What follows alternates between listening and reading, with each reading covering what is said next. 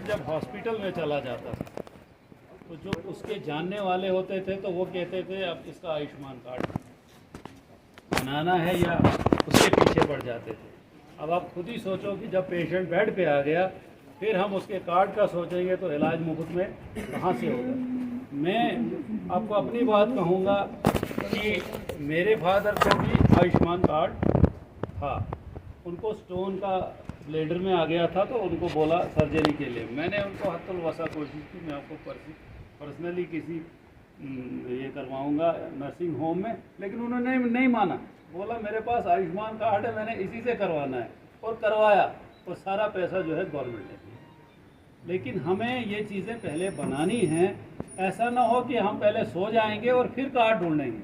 तो डॉक्टर साहब ने यही बात बोली, लेकिन मैं डॉक्टर साहब को एक बात बोल रहा हूँ कि डॉक्टर साहब आपने एक हमें डेटा देना है कि इस पंचायत में कितने लोगों को आयुष्मान कार्ड बना है, कितने पेंडिंग हैं, और जो पेंडिंग है उसकी लिस्ट चाहिए हमें, और वो हमें फाइल जो भेजनी है गवर्नमेंट को उसमें लगेगी, ताकि आने वाले 3 महीने के अंदर वो तमाम लोगों को हमने बनवाने हैं। तो यही मकसद है यहाँ आने। Thank you.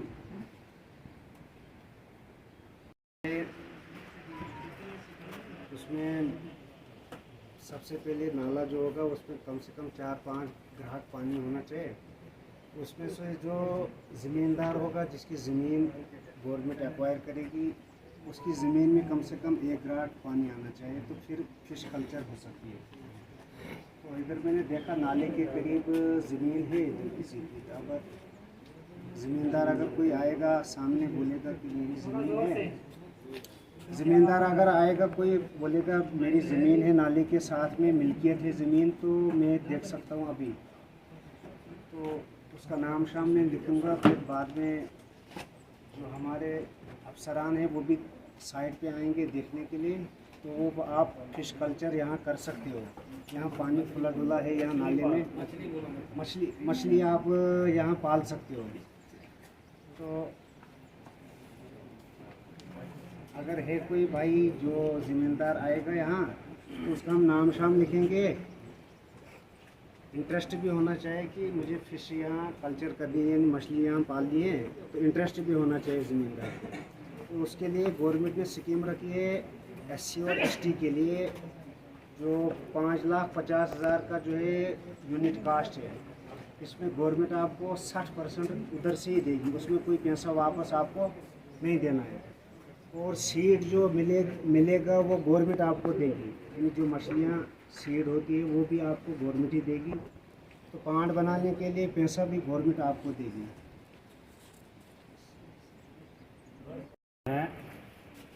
मछली होती है ना, इस नाले में है मछली, नेचुरल है ना, इक्का दुक्का मिले ना। हाँ लोग इक्का दुक्का। तो उसके लिए गवर्नमेंट ने डिपार्टमेंट बनाया है फिशरीज का, मछली पालन, ठीक है। तो इनकी एक स्कीम होती है जिसमें ये कहते हैं 1 यूनिट अगर कोई अपना पार्ट बनाना चाहे ना, तो उसके लिए वो 5.5 लाख रुपया देते हैं और 60% सब्सिडी है। लेकिन उसमें क्या है कि पानी होना चाहिए एक साइड से, अगर वो नाले का पानी आएगा ना तो ऐसा ज़मीन और ऐसी जगह होनी चाहिए कि हम उसको दूसरी तरफ से बाहर निकाल सकें। बीच में उसको हमने कंटिन्यूस पानी चलाना होता है, तो तब वो सर्वाइव करती है। तो अगर कोई बंदा इंटरेस्टेड होगा तो ये इनके साथ रब्ता करें, ये आपको लोन फैसिलिटी भी अवेलेबल करवाएंगे, आपका पार्ट भी बनेगा, जो उसमें मछली का बीज पड़ेगा, सीड पड़ेगा, वो भी ये देंगे। बहुत अच्छी स्कीम है। अब उसके बाद आप यहाँ से लेके नाली या कहीं अपनी मछली बेच तो सकते हो ना, जिसके पास कोई काम नहीं है। तो एक रोज़गार का एक ज़राया है ये। तो अगर आप में से किसी ने अवेल करना होगा तो इनसे आप रब्ता करें। पेड़ पौधे नहीं लगाते, कौन सा फल फ्रूट जो होता है वो लगाना है। उसके लिए आपको कागज़ को जमा करने होते हैं। एक कनाल से ऊपर जितना कोई बाग लगाना चाहे सेब हो, अखरोट हो, यहाँ सेब अखरोट ही ज़्यादा कामयाब रहेगा, तो वो लगाना चाहे। तो उसके बाद आपको टैंक भी, आप टैंक ले सकते हो, वर्मी कंपोस्ट ले सकते हो। तो सबसे पहले आपको बाग लगाना है। उसमें एक नॉर्मल प्लांटेशन होती है, नॉर्मल जो बाग होता है ना, वो कम से कम आपको 80% सब्सिडी है उसमें।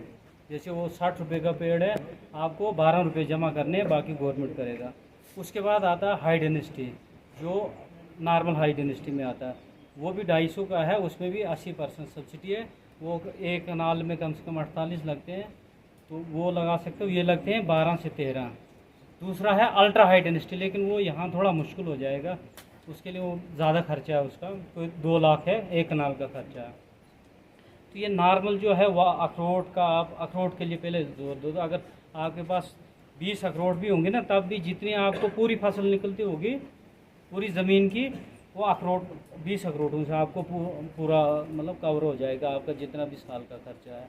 इसलिए पेड़ों पे ज़्यादा जोर दो, क्योंकि ज़मींदारी का अब आस्ता आस्ता ख़त्म हो रहा है, नए बच्चे काम करते नहीं हैं, इसलिए आप बाग पे जोर दे दो।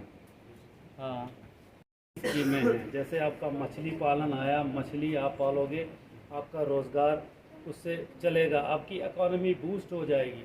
इसी तरीके से हमारा हॉर्टिकल्चर है, हमारे पास पेड़ तो होते हैं लेकिन इसी काम के नहीं होते हैं। अगर हम एक ऑर्गेनाइज्ड मैनर से किसी खेत में पेड़ लगाएंगे, डायरेक्शन ऑफ ये जो हमारे होते हैं हमारे डिपार्टमेंट हॉर्टिकल्चर, तो एक अच्छा फ्रूट निकल सकता है, उसको हम मार्केट में लेके हमारी इकोनॉमी जो होती है, जो मईशत जो है हमारा, जो पैसे का मतलब आप समझ लो गोल में कि जो पैसा है आपकी इकोनॉमी बढ़ेगी इससे, इसलिए इनको किया गया। और वो कोई स्कीम नहीं है जिसमें गवर्नमेंट ने ये नहीं रखा हो, सब्सिडियाँ नहीं रखी हो, लेकिन बात सिर्फ है समझने की और आगे आने की। डिपार्टमेंट के साथ तालमेल से खुद जाइए, पूछिए उनको, इनका फ़ोन नंबर रखिए। अगर आज की डेट में एक ही घर लगाएगा एक कनाल में, उसको देख के आने वाले टाइम में और भी लोग लगाएंगे। तो ये मतलब इसको हमें पीछा करना चाहिए, स्कीमों का खुद भी देखना चाहिए। इसके बाद में पंचायत में लगभग 98% कंप्लीट कर दिए हैं, सब घरों में बिजली पहुंचा दिए हैं। अभी कोई 2-3% रहे हैं, उनको भी इंशाल्लाह हमने प्रपोजल बना दिया है, तो उनको भी पहुंचा देंगे। अगर और कुछ कमी पेशी है, कुछ भी है, किसी का पोल नहीं है, तार नहीं है, तो मुझे लिखाएं, मुझसे कांटेक्ट करें, तो इंशाल्लाह मैं इसको आगे उनके पास फॉरवर्ड कर दूँगा। आप बखूबी जानते हैं कि आपका पीडीडी डिपार्टमेंट ने आपको बिजली प्रोवाइड की है या नहीं की है।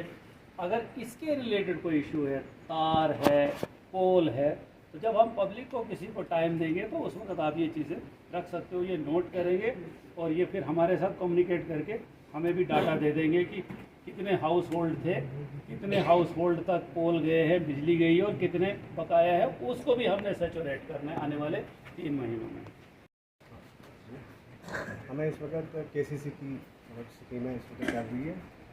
आप केसीसी में फॉर्म भर सकते हैं, जिसके पास भी मतलब शीप होंगे ना, एक शीप में उनको 4000 के हिसाब से लोन मिलेगा। ठीक है, इस तरह टीएसपी में भी हमारी स्कीम है, उसमें भी आप फॉर्म भर सकते हो। उसमें आपको 10 बेडें मिलेगी डिपार्टमेंट से, तो वो आपको 2 साल के बाद 2 वापस कर देंगे। ठीक है, और आईएसडी में भी है, सब्सिडी में, उसमें आपने 20 खरीदनी है, पहले 20 बेडें खरीदनी है, और उसके बाद आपको 10 बेडें आप गवर्नमेंट की तरफ से सब्सिडी उसमें मिल जाएगी। और आपको क्या कहते हैं, ये मेडिसन 50% के डिस्काउंट में मिल जाएगा। समझते हैं आप, इनसे कभी लिया है आपने, वो फ़ायदा लिया है? लिया है ना। जब चंद लोगों ने लिया है तो बाकियों को भी लेना चाहिए। अगर आज तक नहीं लिया है तो आज के बाद लीजिएगा।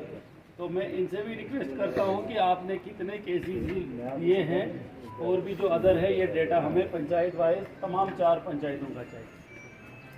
इसके बाद तो हमारे पास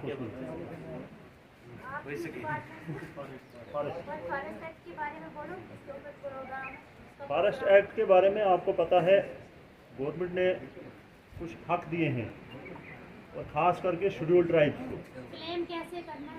क्लेम का प्रोसीजर है, उसमें अप्लाई करना है, और उसके बाद उसके लिए आपको कुछ एविडेंस चाहिए, डॉक्यूमेंटेशन चाहिए, जिसकी वजह से आपको क्लेम बने। तो वो लंबा प्रोसेस है, वो आप मिल सकते हो, वो पूरा बता देंगे हम आपको। उसके अलावा बाकी जो है सैंक्शंस आपको प्रोवाइड की जाती हैं। फायरवुड का आपका इशू रहता है, उसमें आज आप वो इशू उठा सकते हो, उसमें हमारे पास कोई प्रोविज़न नहीं होता। आप बोलते हो डीएफओ साहब को या हमें, भाई हमें फायरवुड नहीं है, ठंडा इलाका है, हमारे पास उसका कोई प्रोविज़न नहीं है। फॉरेस्ट राइट एक्ट के तहत आपको फायरवुड आप ला सकते हो फॉरेस्ट से, लेकिन बिना किसी कुल्हाड़ी और आरे के, वैसा आप लोग करते नहीं हो। बाकी है कंसेशन रेट पे आपको सैंक्शंस मिलती हैं, इस टाइम भी खुली है, अगर किसी को भी चाहिए आजकल हमने अवेलेबिलिटी दी है, एज पर अवेलेबिलिटी आपको मिल जाएगी। उसके अलावा कोई इशू है आपका, रोड यहाँ से जा रहा है, कोई भी इशू इसके रिलेटेड है आप बता सकते हो, क्योंकि ये फॉरेस्ट के बीच में से जा रहा है।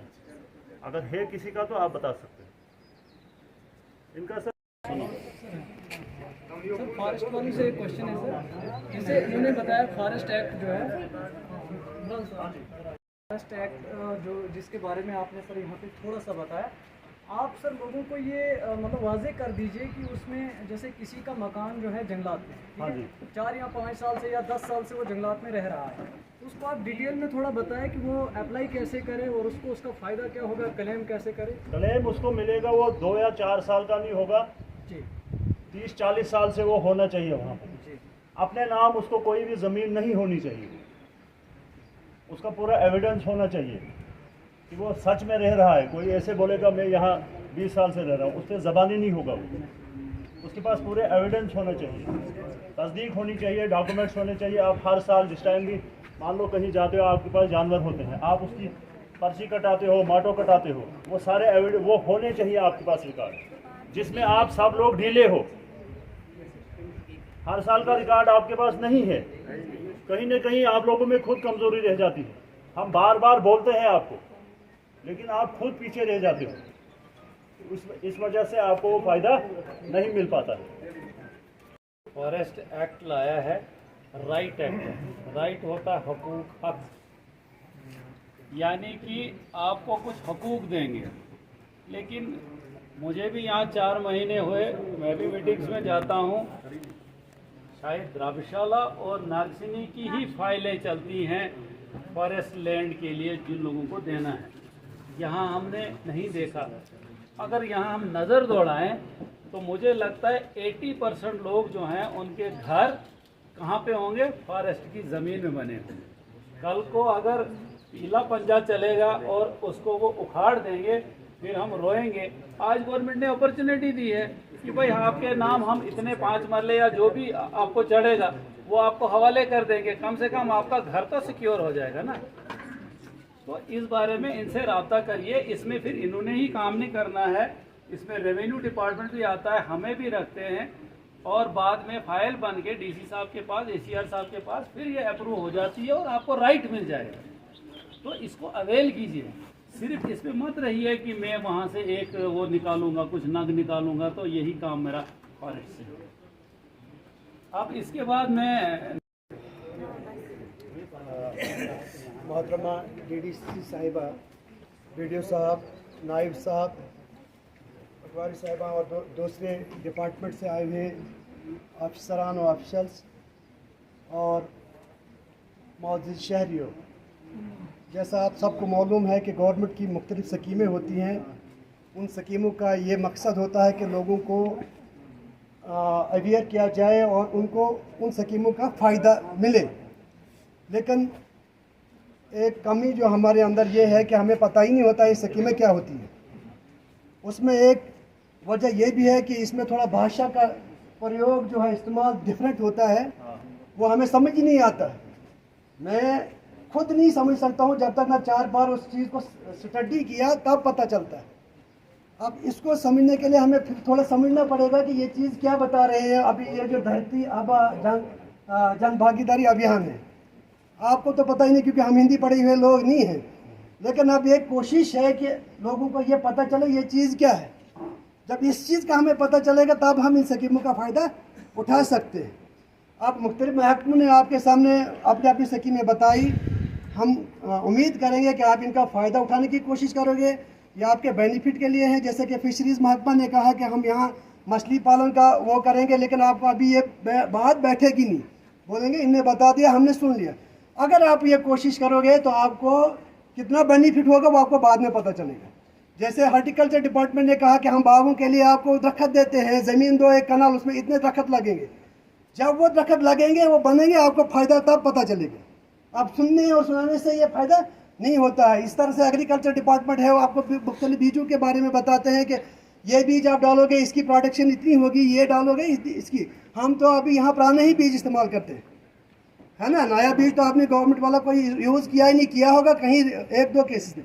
लेकिन जब आप वो गवर्नमेंट ने जो बीज उनको जो मॉडिफाई किया है वो लगाएंगे तो आपकी फसलें भी बढ़ेंगी। इसी तरह से सेरीकल्चर डिपार्टमेंट है, जल शक्ति है। जल शक्ति में आप फ़ायदा उठा सकते हो।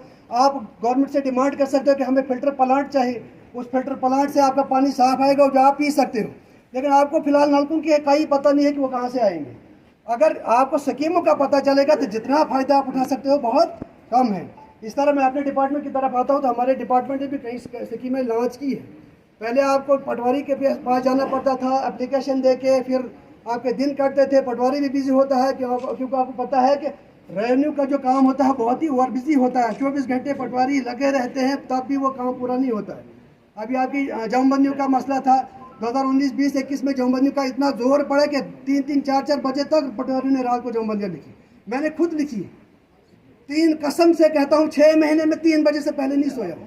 6 महीने न दिन को सिर्फ जुमा पढ़ने में जाता था मस्जिद, बाकी अंदर ही नमाज़ें पढ़ता था, उधर ही वो लिखना भी था। 10-10, 20-20 जमा पटवारी ने लिखी और तेल निकाल के वो आपका रिकॉर्ड जो है उसको महफूज किया सिर्फ। आप वो डिजिटाइज हुआ, अब डिजिटाइजेशन हो गई, अब उसमें और ट्रांसफर लैंग्वेज का तब्दीली हो जाएगी, वो भी आपके फ़ायदे के लिए। गवर्नमेंट ने आपके लिए एक स्कीम निकाली है, आपकी ज़मीन आपकी निगरानी। वहाँ आप खुद ही अपनी ज़मीन के बारे में पता कर सकते हो उस पोर्टल पे जाके। वो तो सीखना पड़ेगा। यहाँ तो नेटवर्क की प्रॉब्लम। मैं गुजारिश करूँगा हमारे वीडियो साहब से कि या डीडी साहब मैडम साहिबा से कि यहाँ के लिए मुझे लगता है कि टावर जो नेटवर्क कम्युनिकेशन है वो बहुत ज़रूरी है। मैं एज ए रिप्रेजेंटेटिव आपकी तरफ से ये बोल रहा हूँ, मुझे नहीं बोलना चाहिए था लेकिन ज़रूरत पड़ती है क्योंकि यहाँ कम्युनिकेशन नहीं है। आप कैसे अप्लाई करोगे? अप्लाई आप तभी कर सकते हो जब यहाँ पे नेटवर्क ठीक होगा।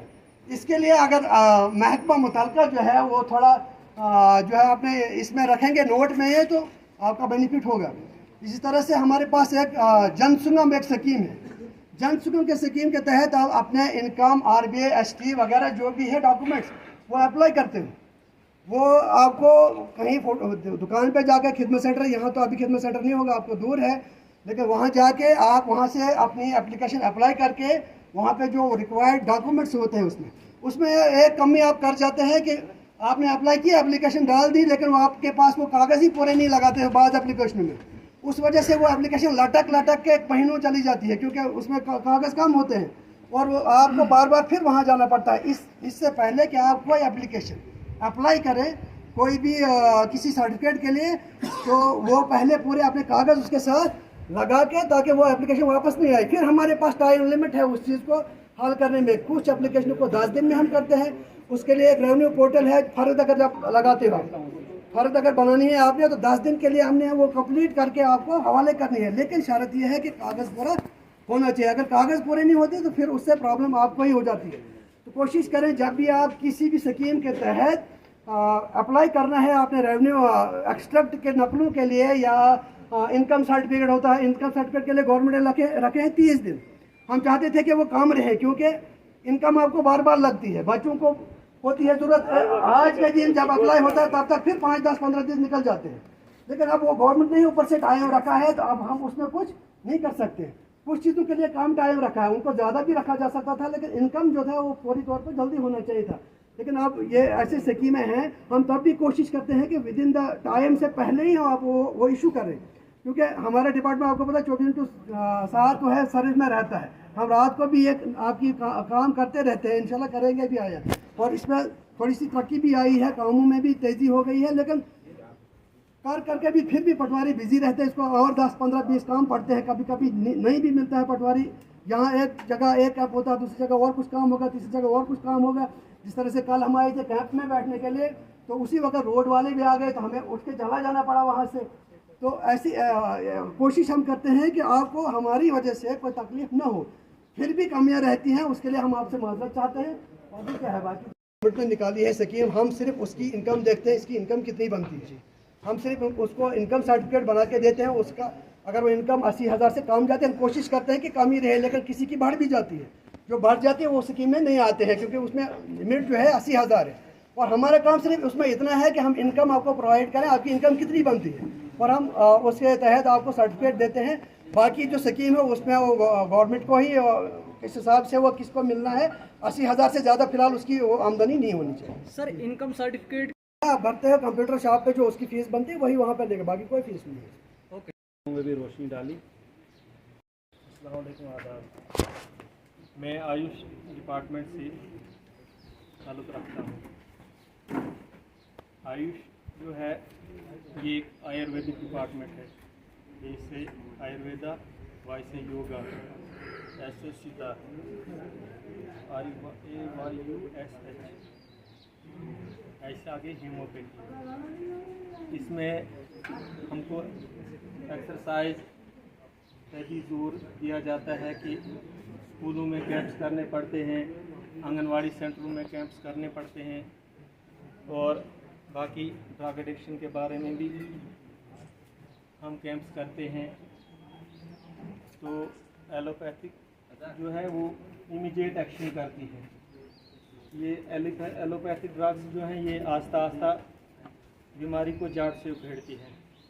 इसमें हमारे पास बहुत सारी यानी हर किस्म की दवाई आती है। आज भी हमने यहाँ कैंप में रखी है ये एक किस्म की चाय होती है आयुष काउट, दूसरी है रेस्पिडीन, ये खांसी वगैरह पे भी काम आती है। हिंदवास्टिक चूरन और बहुत सारे सतुपलादी चूरन वगैरह हमारे पास आते हैं जो मैदे के लिए भी कारगर होते हैं। और स्मृति सागर जो जहनी प्रॉब्लम को दूर करती है, और कार्डिक वगैरह के लिए भी हमारे पास हर किस्म की दवाई आती है। लेकिन इसका लोग कम यूज़ करते हैं। अभी तक जब से मैं किथर में 5वां साल है, मैं तकरीबन 4 जुंगे अभी तक मैंने मेडिसिन वहाँ ली, यहाँ भी डिस्ट्रीब्यूट की, आंगनवाड़ी सेंटरों में भी कैंप्स किए, स्कूलों में भी किए। तो मैं इस कैंप की वसासत से आप तमाम लोगों से अर्ज़ करता हूँ कि इस मेडिसिन को ज़्यादा से ज़्यादा यूज़ करना चाहिए, क्योंकि इसका कोई साइड इफ़ेक्ट नहीं है। ज़्यादा ना बोलते हुए मैं सही हैं। क्या आप इनको यहाँ ये आप दे सकते हो? जी सर, दें। अगर आपको कोई दिक्कत आती है आप मुझे बोलिए, मैं आपके डिस्ट्रिक्ट ऑफिसर से और दिलवा दूँगा। लेकिन मैं आज यहाँ आप इनको ये सर मेडिसिन हमारे पास अभी भी बुढ़ा हॉस्पिटल में भी पड़ी है, यहाँ भी लाई हुई है। तो जो लेकिन सर यहाँ रखने के लिए हमें प्रॉब्लम है। सर ये देखो, ये स्कूल बिल्डिंग है, तो आपकी आयुष बिल्डिंग तो है कितना सर, लेकिन यहाँ भी कैंप्स करने पड़ते हैं। अच्छा, बच्चों को मेडिसिन वगैरह, बाकी जो चलो आवाम हम है। चाहेंगे आज वो देख लेंगे। मैं आपके जमाल साहब से बात करूँगा कि आज जो आपके पास यहाँ ये कहवा है या कफ सिरप्स हैं या और कोई टैबलेट्स हैं, तो जिस वक्त आप किसी को दें उसको ये बता दें कि ये किस लिए लगती है, ताकि कोई थोड़ी बहुत दवाई लेके यहाँ से चला जाए। Thank you. इसके बाद में आपके एक और हर दिल अजीज़ बताएंगे अपनी स्कीमों के बारे में। रिस्पेक्टेड डीडीसी मैम अपना चौधरी जी, वीडियो पहुँचवा आजाद साहब, नायब तहसीलदार साहब और अलग अलग डिपार्टमेंट से आए हुए ऑफिसर और इस किथर की आवाम, आप सभी को नमस्कार व आदाब। एग्रीकल्चर डिपार्टमेंट का जहाँ तक ताल्लुक़ है तो कई कैंप्स यहाँ पे हो चुके हैं, ऑलरेडी हुए हैं कि नहीं हुए हैं। आपसे कई बार बात होती है, स्कीमिंग के बारे में बताया जाता है आपको, लेकिन जहाँ तक इस प्रोग्राम की बात है, धरती आबा जन भागीदारी अभियान, तो जन भागीदारी होता है कि जन होता है पब्लिक, ठीक है ना, आम लोग, और भागीदारी होगा पार्टिसिपेशन, शमूलियत। तो आप लोगों की शमूलियत, स्पेशली जो एसटी बरादरी है उनके लिए ये प्रोग्राम किया जा रहा है। और हमारे जो डिपार्टमेंट की जो मेन 2 स्कीमें हैं, स्कीमें तो बहुत सारी हैं, लेकिन इस प्रोग्राम के तहत जो 2 मेन स्कीमें हैं, एक है पीएम किसान और एक है केसीसी। पीएम किसान के बारे में काफ़ी लोग जानते हैं। कोई उसे बोलता है मोदी का पैसा, कोई बोलता है पीएम किसान, कोई बोलता है किसान पैसा। लेकिन केसीसी के बारे में आप लोगों को काफ़ी कम मतलब जानकारी नहीं कहूँगा मैं, लेकिन आप कहीं ना कहीं दूर भागते हैं उस चीज़ से। लेकिन पहले मैं पीएम किसान की बात करूँगा। पीएम किसान जो पैसा है वो यहाँ पे कितने लोगों को मिलता है? थोड़ा हाथ खड़ा कीजिए। जो पीएम किसान का पैसा मिलता है कितने आदमियों को मिलता है? वो आपको अकाउंट में आता है। जो 2000 रुपये अकाउंट में आता है। मुझे तो लगता है सबको आता होगा, सबको नहीं आता। चाचा ने हाथ खड़ा किया, बस हो गया। किसी की पैसा नहीं आ रहा। तो पीएम किसान जो स्कीम है, जब स्कीम शुरू हुई तब कुछ और था, लेकिन उसके बाद 2-3 सालों के बाद हर ब्लॉक में एक वेरिफिकेशन हुई और उसमें कई लोग बाहर निकल गए। आप में से भी कई लोग बाहर निकल गए। वो मसला ये था कि एक ही घर में 2, 3 और 4 तक जो है मेंबर उस स्कीम का फ़ायदा उठा रहे थे। लेकिन जब गवर्नमेंट को मालूम पड़ा तो उन्होंने फिर वेरिफिकेशन कराई। रेवेन्यू डिपार्टमेंट हमारे जनाब 5 से 6 हज़ार रुपये मिलता है। कितना? कनाल का 5 से 6 हज़ार रुपये। अगर 10 कनाल है तो सीधे 50 से 60 हज़ार है। लेकिन कई लोगों का ये होता है कि लोन ले लिया फिर देने का नाम नहीं लेते, तो वो गलत तरीका है। क्योंकि बैंक वाले हमें भी बोलते हैं कि जनाब आप ऑथेंटिकेट करते हो फार्मर को, फिर ये पैसे नहीं देते हैं तो बड़ा मुश्किल है। तो हमारी भी अर्ज ये है कि अगर आपको लोन की शक्ल में कोई पैसा मिला है तो उसको वापस भी करना है। अब ये लोन तो है, लेकिन केसीसी और दूसरे लोनों में फ़र्क क्या है? ये बैंक से हमारे वैद साहब यहीं पे आए हुए हैं, ये भी आपको बताएंगे। केसीसी जिन भी लोगों ने ब्लॉक भोजवा में लोन लिया है, मुझे लगता है 20 और 30% के बीच में ही जो है अच्छा लोन चल रहा है, अच्छे लोग हैं। 70% लोग जो है डिफॉल्टर हैं। आप सोचिए अदारा कैसे चलेगा बैंक का? ठीक है ना। जो नौकरी पेशे के लोग हैं, हम इसमें पैसा डालते हैं, जो भी है वही पैसा आप लोगों को मिलता है। तो अगर आप वापस नहीं करोगे तो बैंक का काम कैसे चलेगा? तो केसीसी का जो लोन है वो मैंने बोला आपको कनाल के हिसाब से मिलता है, और ये इसलिए अच्छा लोन है आप लोगों के लिए कि इंटरेस्ट रेट जो है वो मैटर करता है। ठीक है ना। इंटरेस्ट समझे ना, सूद, जो सूद लगता है लोन पे, तो इस लोन पे सूद जो है वो 4% लगता है। अब कुछ लोग समझ गए होंगे 4%, लेकिन कुछ लोग बोलते होंगे 4% कितना। तो मान के चले आपको 100 रुपये मिलता है, तो दूसरे लोन जो होते हैं उसमें आपको 10 से 12 रुपये देने पड़ते हैं 100 रुपये पे। लेकिन इस लोन में आपको खाली 4 रुपये देने। अगर आपको लाख रुपए मिलेगा तो 4000 साल का आपको एक्स्ट्रा देना है। लाख भी देना है और 4000 और देना है।